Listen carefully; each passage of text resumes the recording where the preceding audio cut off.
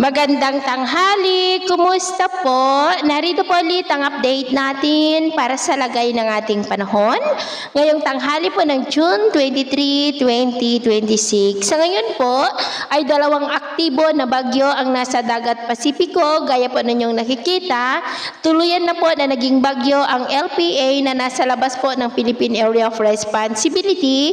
Pero hindi naman po iyan banta sa ating bansa. Ang bagyong Francisco naman ay humina na po, hindi na po super typhoon pero nananatili pa rin na nasa typhoon category at taglay po ngayon ang lakas ng hangin na umaabot po sa 175 kilometers per hour at bugso po na 215 kilometers per hour at nasa silangan na po ng mga isla ng Babuyan Islands, about 303 km east ng Babuyan Claro Island.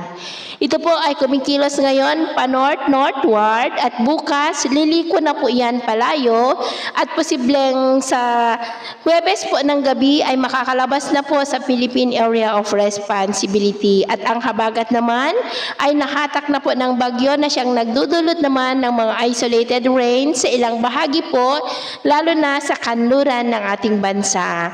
At sa atin naman po ang long range forecast, maliban sa dalawang aktibo na bagyo ngayon ay posible na may isa pa na sama ng panahon na mabubuo muli sa silangan ng ating bansa sa unang linggo ng susunod na buwan at ang development po niya ng ating babantayan. At sa lagay ng ating panahon, dahil po sa bagyo ay nakataas ngayon ang tropical cyclone wind signal number 1 sa may Batanes, northeast portion ng Cagayan, dyan sa may Santa Ana at Gonzaga, Babuyan Islands, Didicas Island at Camiguin Island.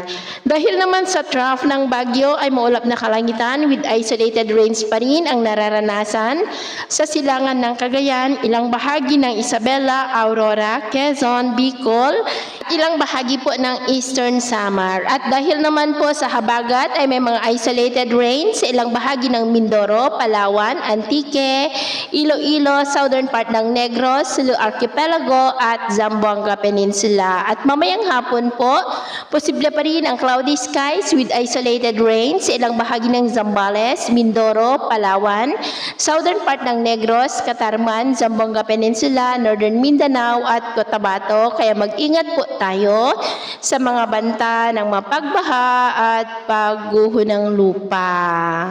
Sa atin naman pong mga baybayin, dahil po sa bagyo ay iwasan na muna natin ang papalaot sa mga baybay ng extreme Northern Luzon at silangang baybay ng Northern Luzon dahil ang mga alon ay posibleng aabot hanggang po sa 2 to 3 meters height hanggat maaari.